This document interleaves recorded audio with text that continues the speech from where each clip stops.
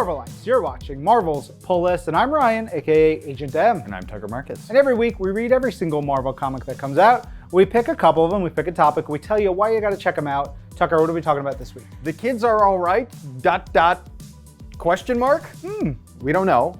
We're focusing on some young heroes this week across 4 books that we've selected and some young characters as well. We're starting with a big one, a big test for some of Marvel's mightiest teen heroes, and that comes in Outlawed #1. Those mighty teen heroes that I'm talking about are, of course, Kamala Khan, Miles Morales, Sam Alexander, but we have a story here that kind of spans the breadth of the world in a big way, because these young heroes, they're doing their job.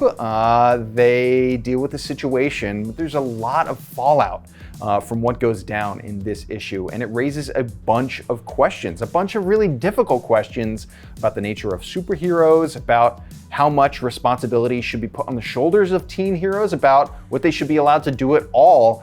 It's a really, really fascinating question posed by writer Eve L. Ewing and the incredible artist Kim Jacinto, because it not only has huge ramifications across the planet, but it also gets to the heart of these characters themselves. It's all to be seen in this issue of Outlawed and in a ton of stuff coming after Outlawed, which I'm really excited about, but it all starts here. Yeah, dust off your Civil War style arguments. I bet you're gonna be having them real soon. Okay, so another book out this week, big #1 is Spider-Woman #1. And look, Spider-Woman, she's not one of the teen heroes. She's about years old, and so it's not really about her. It's about a lot of other characters in the issue. There are a bunch of kids. Are they all right? Some of them, some not. There's one character. If you are a Spider-Woman fan, you're asking, what about that kid? Is that kid all right? You're gonna have to read the issue to find out. I'm not spoiling that. Check out the issue if you wanna know about her new costume. It's in the issue, but Carla Pacheco coming on with Spider-Woman so fantastically. It is awesome. And then Perry Perez doing the art. This book is funny, it's action-packed, it moves really quickly. It's got some weird gross out moments. It's got some really funny sight gags. It is kind of everything you want with a little bit of intrigue and explanation. If you have never read a Spider-Woman comic, this is gonna be perfect for you. Dive right into it. And speaking of beloved teen superheroes, there is no squad better than the Runaways. And this is Runaways #31.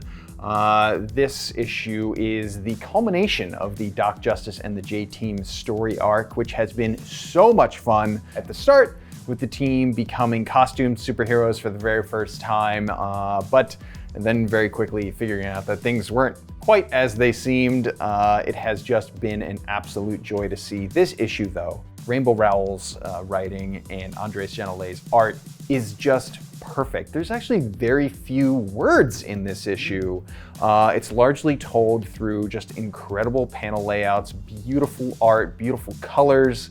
When those words do come through, they really, really hit home. It is genuinely masterful work from this incredible team, one of those teams that you just look at and say, I don't know why, I don't know how, but they were made to be together, just like the Runaways themselves. All right, one more young superhero book to spotlight. That is Ghost-Spider, issue #8. We know Gwen of Earth 65 is our Ghost Spider. She is awesome. She comes to Earth 616 to study, and that leads to some really interesting connections and conversations about the events of Outlawed. And we've skirted around some of it a little bit. We don't want to spoil anything for you, but if you're reading Outlawed, maybe you read Ghost Spider. If you're reading Ghost Spider, I would pick up Outlawed as well, just to get a whole sense of what's going on. Gwen has a very important conversation with Peter Parker about everything that's going on with teen superheroes. All that happens on 616. Eventually, she goes back to Earth 65 and reminds us again why she's such a great dang superhero. Really fantastic stuff from Sean McGuire, Ed Gar and company. I love this issue.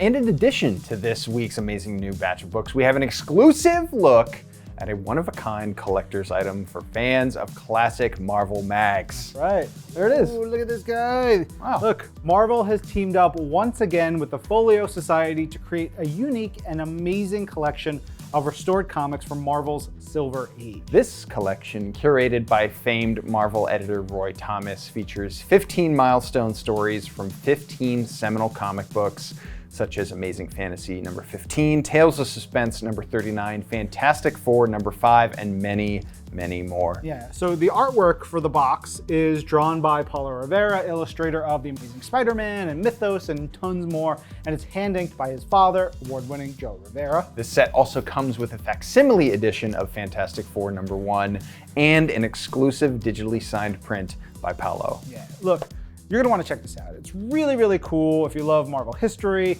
the Marvel Silver Age, you wanna just see more, learn more, hold something special, you can order this from the Folio Society at foliosociety.com. Check that out, and then check us out next week for another episode. Until then, I'm Ryan. And I'm Tucker. And this is Marvel, Your Universe.